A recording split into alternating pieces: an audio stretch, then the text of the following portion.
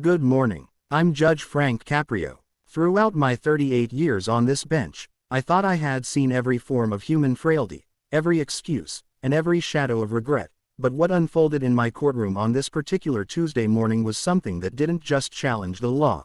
It insulted the very soul of our democracy. Imagine a person who doesn't just hold an office but believes they are the office, someone who looks at the scales of justice and sees only a price tag. Today, we aren't talking about a simple traffic violation or a minor lapse in judgment. We are talking about the moment a sitting mayor, a man sworn to serve his citizens, stood where you are standing and told me with a straight face and a heart full of ice, "Judge, you don't understand. I own this city," and the silence that followed those words was the loudest thing I've ever heard in this chamber. It is October 24, 2024, and while the air in Providence is crisp, inside Courtroom 4B the atmosphere is suffocating, with benches packed not with the usual crowd but with cameras, high-priced investigators, and the heavy scent of expensive cologne and political influence as the case of the city of Providence versus Mayor Richard Sterling is called. Mayor Sterling is not just a politician but a titan. For 12 years his face on billboards and his name on bridges, walking with a gait that suggests the ground should feel honored beneath him. 64 years old, silver-haired, wearing a suit worth more than most in this room earn in 6 months. Yet he is here not for a ribbon cutting but because on September 12 at 1:15 a.m. his black SUV was clocked at 85 miles per hour through a residential school zone where children walk every morning, ignoring 3 red lights, nearly striking a delivery van. And when finally stopped he didn't apologize but blew cigar smoke into a young officer's face and handed over his gold mayoral pin instead of his license, asking, "Do you know who I am? This car doesn't stop for red lights. This car owns the road." As I look at him across this mahogany bench, I see a familiar yet deeply disturbing look, one I see in people who have forgotten what it means to be an ordinary citizen. In his eyes I don't see a defendant but a man who thinks this trial is a performance, an inconvenience to be erased with a phone call, because power is a dangerous drug that blinds a man to those he is meant to protect and makes him forget that the laws he signs apply to his own hand. Today, in this courtroom, we will find out whether the title of mayor is a shield for corruption or whether the law still has teeth to bite those who believe they are too big to fail. "Mr. Sterling," I begin, my voice dropping to command the room, "you are charged with reckless endangerment, multiple counts of felony speeding, and abuse of public office. How do you plead?" The mayor doesn't even stand straight, leaning against the podium like he's at a cocktail party, a smirk on his lips, glancing at his lawyer and then back at me as he says, with dripping condescension, "Judge Caprio, let's not waste the taxpayers' time with these formalities. We both know how this ends. I've built this city, I've funded this court, and I think it's time we had a real talk about who's really in charge here." The room goes cold because this isn't just a plea, it's a declaration of war against the very idea of justice, and as I remove my glasses and set them slowly on the desk, I realize this is no longer about a speeding ticket but about the heart of our legal system. There is a particular kind of silence that falls when words are so outrageous the mind struggles to process them, and when Mayor Richard Sterling leaned back and said, "I own this city," the court reporter froze, the bailiff instinctively shifted his weight, and I simply sat there, taking a slow, deliberate breath as his arrogance hung in the air like toxic fog. "Mr. Sterling," I said calmly, "I want the record to be perfectly clear. You are standing in a court of law under oath and suggesting that your political status grants you ownership over public roads, the safety of our children, and the institutions meant to hold you accountable. Is that your official position?" He didn't flinch, instead letting out a dry laugh and scanning the room for approval, his posture and expansive gestures revealing a man accustomed to unquestioned power, consumed by the illusion of invulnerability after years surrounded by yes men, seeing not a judge but an obstacle.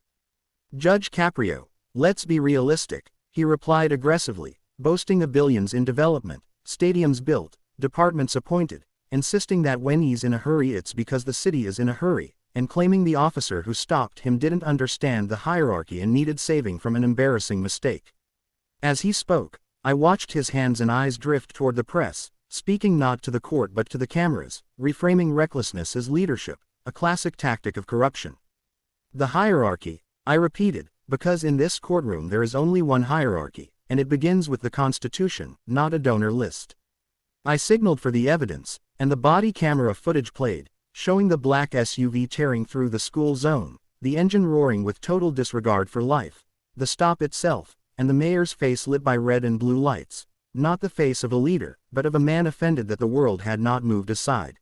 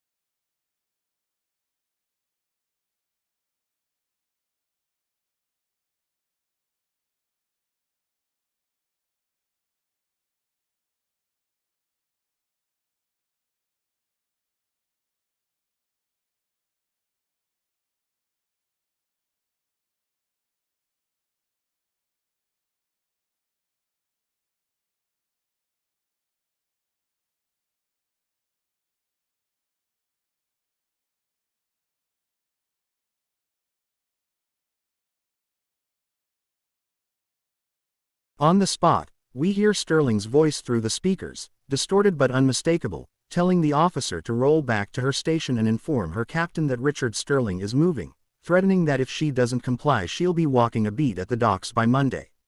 The courtroom falls into complete silence as the mayor's lawyer desperately tries to whisper in his ear, only to be brushed off, because Sterling is addicted to his own voice and the feeling of being untouchable.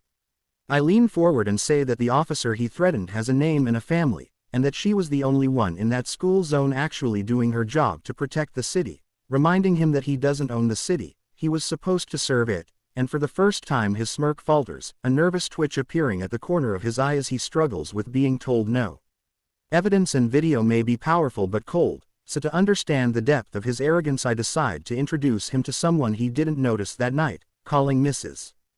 Gable to the stand, a woman in her late 70s who has lived in that school zone for 45 years and was walking her small terrier when the mayor sped through, nearly knocking her over with the force of his SUV. As she approaches the podium, trembling from trauma rather than age, the contrast is clear between a man who believes himself untouchable and a woman who represents the soul of the community, yet Sterling barely acknowledges her, checking his gold watch in boredom. Mrs. Gable softly recounts hearing the engine like a jet, the SUV screaming past without braking at stop signs or red lights, frightening her dog and making her feel invisible, and when she looks up at the mayor she tells him she voted for him 3 times but realized that night she was just an obstacle.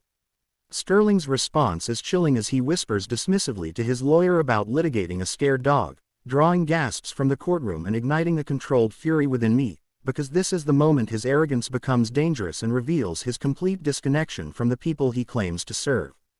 I tell him this is the most necessary thing happening in the city today, because while he was busy owning the city, Mrs.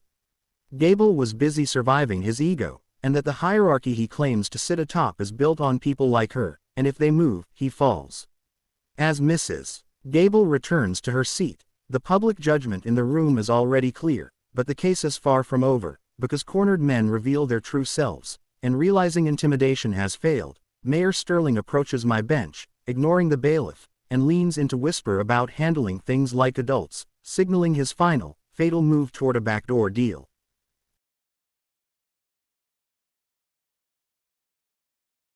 He leaned in and explained how the world works, reminding me I had a pension to think about and that the city had projects needing his signature, suggesting we call it a misunderstanding caused by stress and offering a significant donation to any educational fund I chose so we could resolve things civilly and forget the rookie officer's mistake. The sound of a man who believes everyone has a price, because he wasn't offering a donation but attempting to bribe a municipal court judge in broad daylight, convinced the law was a vending machine where money buys outcomes. I felt sadness not for him but for the city that trusted him for 12 years, so I let him finish digging a hole no political connection could pull him from. Then coldly asked if he was suggesting the court ignore evidence in exchange for a donation, to which he winked and said leaders take care of each other, prompting me to instruct the clerk to capture every syllable because he had just elevated a speeding violation to attempted judicial bribery, a third-degree felony. The color drained from his face. His lawyer buried his head in his hands, knowing Sterling had destroyed his life in seconds, and I reminded him that while he thought the city's wheels were greased by favors, the law is an anchor now tied firmly around his neck, ordering the bailiff to secure the bench microphone video because this was no longer a traffic ticket but a pattern of systemic corruption. The mayor who claimed to own the city now looked small, fumbling with his tie and glancing toward the exit as he realized the hierarchy he boasted of doesn't exist in these walls, where he is only a man who tried to corrupt justice. Yet the most shocking part remained, because he wasn't the only one with secrets. As he sat sweating through his expensive shirt, thinking friends and donors could clean this up, he didn't know I'd received a folder from the city auditor moments earlier, and when I spoke again the room went silent as I told him that while he claimed ownership through bridges and stadiums, a report in my hand, the Sterling Legacy file, told a different story of how those projects were funded. As I opened the blue folder and waved down his lawyer's objection, the hierarchy he relied on became the weight crushing him, revealing through audits that the donations he offered didn't come from his own account but from a discretionary fund meant for school lunches and park maintenance, showing that while he sped through school zones he was siphoning millions from the very departments meant to protect them, and as the truth surfaced, his arrogance evaporated and his face turned sickly pale.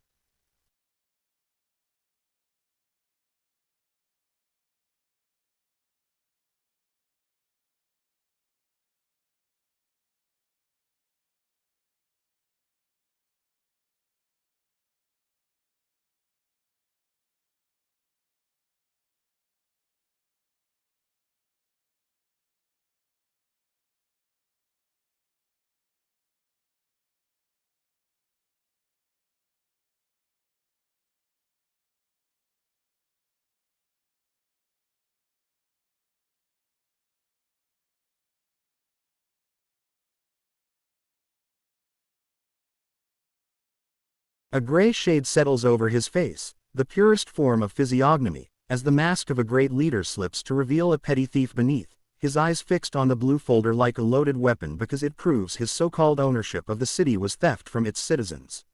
I tell him he didn't build stadiums to help children but because contracts went to companies he privately owned, that he wasn't owning the city but renting its soul and charging taxpayers for the privilege, an outrage for everyone who worked honestly for decades while he stood above people like Mrs. Gable with his hands in their pockets. He tries to speak but only silence comes, the sound of a man who has run out of road, and I announce the documents are being referred to the State Attorney General and the FBI, promising that before the corruption trial there will be accountability for public safety and abuse of power, because the city he claims to own is about to evict him. Reporters type furiously, his lawyer packs up, yet the final ruling is still coming, beginning with a question he never expected to answer, the moment when legal jargon fades and moral reckoning begins. Looking at him, I see not just traffic violations or stolen funds but toxic arrogance, a man who traded integrity for a gold pin and title, and as I lean forward I tell him that from this bench I see not pride but shame at being caught, not remorse for endangering Mrs. Gable or stealing from school lunches but regret that his hierarchy collapsed into a house of cards. This is the ego trap, the moment of truth for those who believe honesty matters, as his once confident face twitches and his hands grip the podium in fear. I remind him that his request for a private deal insulted every hard-working citizen, that unlike a desperate man stealing bread, he stole out of greed and entitlement, and I explain my philosophy that the law must have a heart for those with nothing but a sword for those who try to poison it, because he didn't just break the law, he tried to buy it.